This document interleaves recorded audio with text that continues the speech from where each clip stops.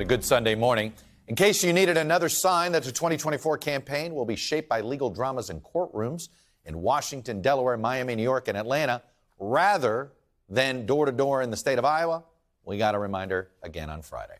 Attorney General Merrick Garland announced that Trump appointee and U.S. Attorney David Weiss, who's been investigating Hunter Biden for alleged tax and gun crimes for 5 years now, had now requested special counsel status, and he's going to get it, after a plea deal collapsed in court a few weeks ago when a federal judge balked at granting Hunter Biden expansive immunity.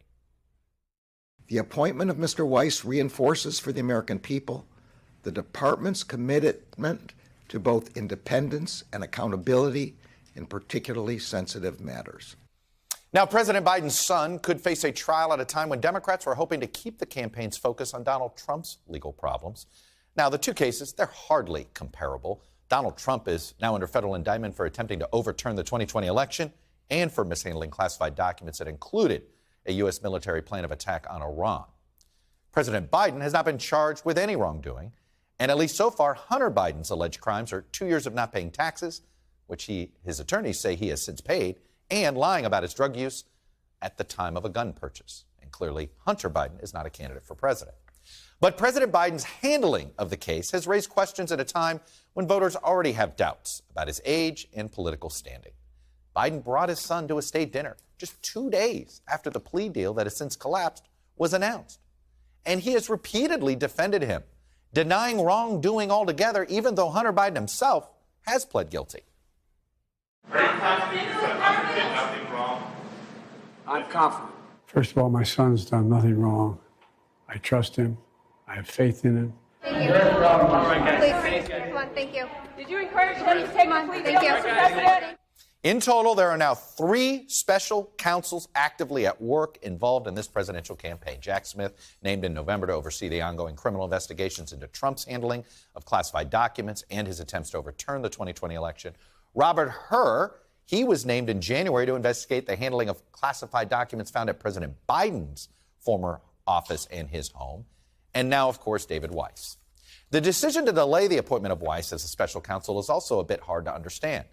Even the language Garland used announcing his appointment Friday, emphasizing independence and accountability in particularly sensitive matters, are almost the exact same phrases that he used when appointing Jack Smith 9 months ago to oversee the Trump cases.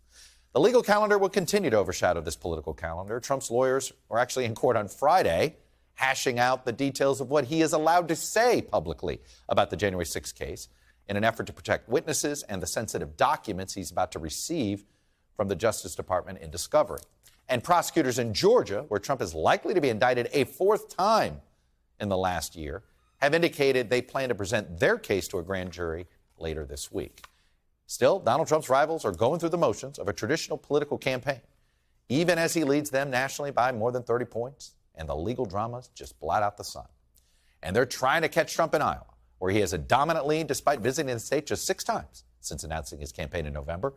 This weekend, they posed with the famous butter cow and food on a stick at the Iowa State Fair.